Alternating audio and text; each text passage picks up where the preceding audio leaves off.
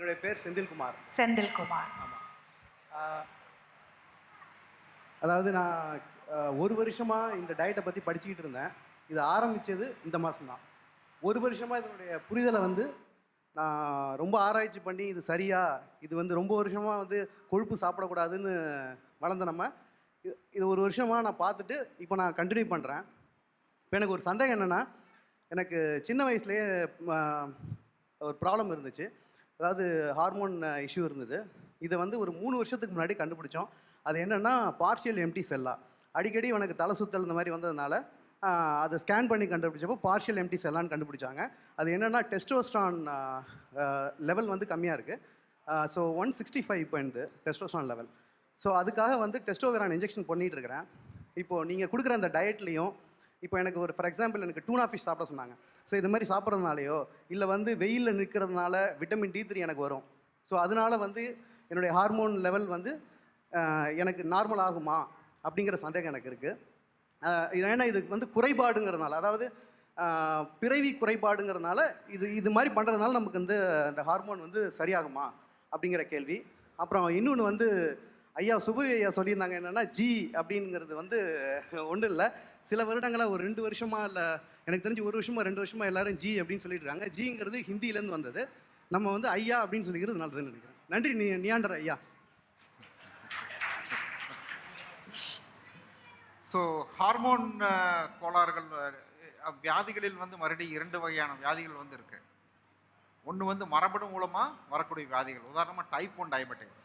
அதுக்கு வந்து பிறவில் பிறந்த குழந்தைக்கு வந்து அது இருக்கும். அதற்கு வந்து நீங்கள் பேலியோ டயட் மட்டும் இல்லை, அதற்கு எந்த வகையான தீர்வுமே வந்து மருத்துவத்தில் வந்து கிடையாது. மரபணு மூலமாக வர வியாதிகள். 2வது வகை வியாதிகள் வந்து உணவு மூலியமாக நம் தவறான சில பழக்கம், உதாரணமாக மது அருந்துவது, புகைப்பிடிப்பது, இவை மூலியமாக வரும் வியாதிகள். இந்த தவறான உணவுகளை நாம் நிறுத்திவிட்டு சரியான உணவுகளை நாம் சாப்பிட்டால் அந்த 2வது வகை வியாதிகள் வந்து முழுமையாக குணமாகிவிடும். இப்போ உங்களுக்கு வந்து இந்த டெஸ்டோஸ்டெரோன் வந்து குறைவாக இருக்குது அப்படின்னு சொல்லியிருந்தீங்க. அதில் வந்து அதற்கு காரணம் வந்து மரபணு குறைபாடு அப்படின்னா அதில் வந்து டயட்டில் வந்து ரிவர்ஸ் பண்ணுறது வந்து சிரமம். ஆனால் நம்மளுக்கு வந்து என்ன மரபணு காரணமா இல்லை அதுக்கான காரணம் வந்து நம்ம உணவா அப்படின்னு சொல்லி நம்மளுக்கு வந்து தெரியாது. மறுபடியும் வந்து முதலே நான் ஹார்மோனை பற்றி நம்ம ஒரு ஸ்லைடில் வந்து சொல்லியிருந்தேன். ஹார்மோன் தான் வந்து மனிதனை உருவாக்குவது, மனிதனை வந்து பில்ட் பண்ணுவது ஹார்மோன்கள் தான்.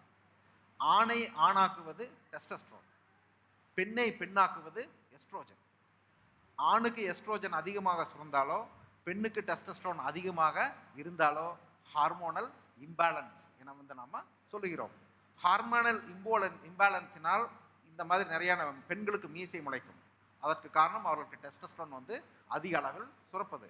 ஆண்களுக்கு வந்து டெஸ்டோஸ்டெரோன் வந்து குறைவாக இருக்கிறதுனால அவங்களுக்கு வந்து முடி வந்து கம்மியாக இருக்குது, வேறு வகையான பிரச்சனைகளும் வந்து அவங்களுக்கு அதனால் வந்து உருவாகும். ஸோ டெஸ்டோஸ்டெரோன் சுரப்பை நாம் அதிகப்படுத்துறதுக்கு என்ன செய்யணும் அப்படிங்கிறத விட ஏன் ஹார்மோனல் இம்பேலன்ஸ் வந்து முதல்ல உருவாச்சு அப்படிங்கிறத வந்து நாம் தெரிஞ்சுக்கணும். ஹார்மோன்ஸ் இம்பேலன்ஸுக்கு வந்து முக்கியமான காரணம் வந்து 2 வகையான ஹார்மோன்கள். ஒன்று வந்து இன்சுலின்.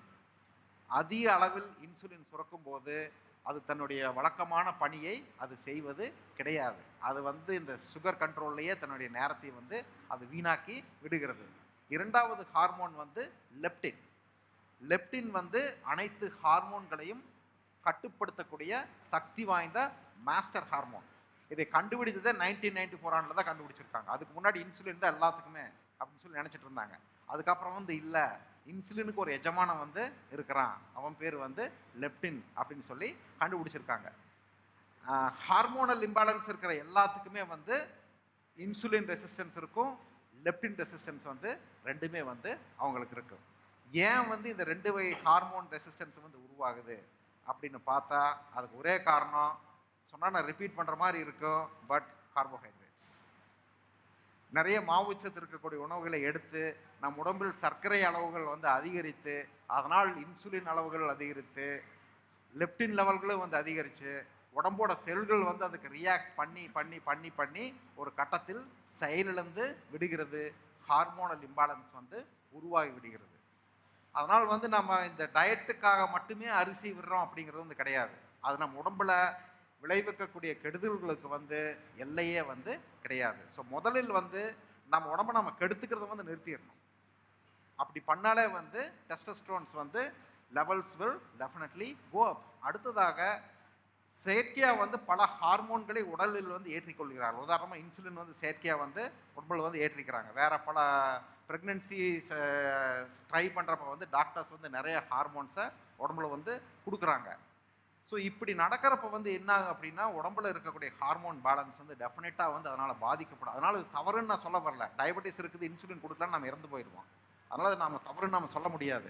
ஸோ வந்து நம்ம இது வராமையே, இந்த மாதிரி பிரச்சனைகள் வராமையே வந்து நம்மளை தற்பாதுகாப்பு செய்து கொள்வதற்காக நம் உடலிற்கு வந்து தேவையற்ற உணவுகளை முதலில் தவிர்த்து விட்டு தேவையான உணவுகளை எடுக்க வேண்டும். எங்கள் குழுவில் நிறைய பேருக்கு ஹார்மோனல் இம்பேலன்ஸ் இருந்தது. பெண்கள் ஆண்கள் இருவருக்குமே சரியாக அது வந்து ஆகியிருக்கிறது. ஹார்மோனல் இம்பேலன்ஸ் நார்மல் ஆகியிருக்கிறது. இன்சுலின் ரெசிஸ்டன்ஸ் குறைந்திருக்கிறது. எப்படி குறைந்திருக்குன்னு சொல்கிறோன்னா, ஃபாஸ்டிங் இன்சுலின் வந்து நிறைய பேர் வந்து குரூப்பில் வந்து மெஷர் பண்ணுறாங்க. இடம் வந்து நிறைய பேர்த்துக்கு வந்து இறங்குது. அதற்கான சிம்டம்ஸ் வந்து நிறைய வி ஹாவ் அப்சர்வ். ஸோ வந்து உங்கள் ப்ராப்ளம் வந்து it can certainly be reversed. ஆனால் வந்து அதுக்கு நம்ம முயற்சி எடுக்கணும். நீங்கள் மரபணு காரணம் அப்படின்னு சொல்லியிருந்தா வி டோன்ட் நோ 100% நம்ம வந்து குணமாக முடியும் அப்படின்னு சொல்லி நம்ம சொல்ல முடியாது. ஆனால் முயற்சி பண்ணாமல் நம்மளுக்கு வந்து அதற்கான பதில் வந்து தெரியாது. குணமாகுமா ஆகாதான்னு சொல்லி நம்மளுக்கு தெரியாது. ஸோ கண்டிப்பாக முயற்சி செய்யணும், நம்பிக்கை வச்சு செய்யணும். செஞ்சு ரிசல்ட் பாசிட்டிவாக வந்துச்சுன்னா we have to be happy. அப்படி வரல அப்படின்னா we have tried our level best.